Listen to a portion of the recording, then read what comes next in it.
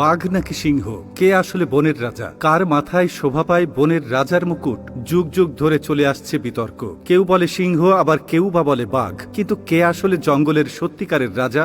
শক্তি, আকার, সাহস এবং রাজকীয়তার ভিত্তিতে কে এই পদের যোগ্য দাবিদার, তা নিয়ে আছে জোর বিতর্ক। তবুও একটু বিশ্লেষণ করলেই পাওয়া যাবে সঠিক উত্তর। কোন কোন দিক থেকে এগিয়ে আছে বাঘ, আর কোথাও কোথাও রয়েছে সিংহের শক্তিমত্তা। সবকিছুর বিবেচনায় কার মাথায় উঠছে রাজার মুকুট, এসবের বিস্তারিত নিয়েই থাকছে এখনকার বিশেষ আপডেট। কথায় আছে, যে বনে বাঘ নেই সে বনে শিয়াল রাজা। এই প্রবাদটি হয়তো অনেকেই শুনেছেন, কিন্তু যেখানে বাঘ আর সিংহ দুটোই আছে সেখানে আসলে রাজা কে? এ নিয়ে তর্ক বিতর্ক অনেক দিনের। কেউ বলে শক্তির বিচারে বাঘ এগিয়ে, আবার কেউ বলে নেতৃত্বের গুণাবলীর কারণে সিংহ যোগ্য রাজার দাবিদার। কিন্তু আসলে কার মধ্যে আছে সেই প্রকৃত রাজকীয় বৈশিষ্ট্য? চলুন একটু বিশ্লেষণ করা যাক। প্রথমত দেখি কে এগিয়ে। একটি গড়পড়তা পুরুষ সিংহের ওজন হয় 190 কেজির মতো, যেখানে একটি পূর্ণবয়স্ক রয়্যাল পিকল টাইগারের ওজন প্রায় 220 থেকে 250 কেজি পর্যন্ত হতে পারে। এদিক দিয়ে স্পষ্টতই এগিয়ে রয়েছে বাঘ। শুধু তাই নয়, আকারের দিক দিয়েও সিংহের থেকে কিছুটা বড় বাঘ। এদিকে বাঘের কামড়ের শক্তি প্রতি বর্গ ইঞ্চিতে 1050 পাউন্ড পর্যন্ত পৌঁছায়, যেখানে সিংহের কামড়ের শক্তি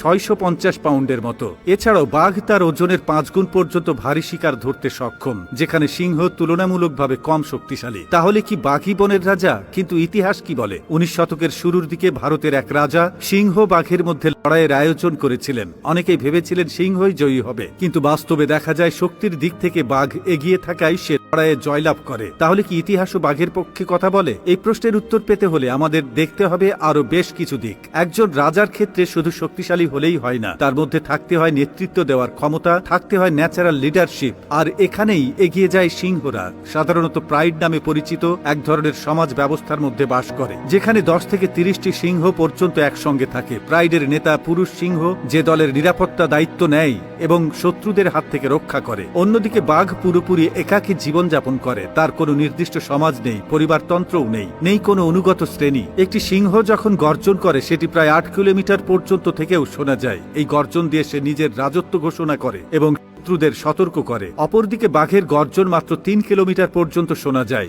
রাজার হুঙ্কার প্রজা যেন অনেক দূর থেকে শুনতে পায়। এদিক বিবেচনা করেও সিংহকে রাজার স্বীকৃতি দেওয়া হয়েছে, বাঘকে নয়। একটি সিংহ একটি বাঘের চেয়ে বেশিক্ষণ ধরে লড়াই করতে পারে। বাঘ যদিও সিংহর চেয়ে বেশি শক্তিশালী এবং আকারে বড়, তবুও সে সিংহের মতো বেশিক্ষণ ধরে লড়তে পারে না, হাঁপিয়ে যায়। এছাড়াও বাঘ নিজের চেয়ে বড় প্রাণী যেমন হাতি, ভাল্লুকদের ভয় পায়, কিন্তু সিংহ কোনো প্রাণীকে ভয় পায় না, হোক সে তার চেয়ে বড় বা শক্তিশালী। এ কারণে সিংহ বনে নিজের কর্তৃত্ব প্রতিষ্ঠা করতে পেরেছে, যা বাঘ পারেনি। আর এজন্য সিংহকে বলা হয় বনের রাজা।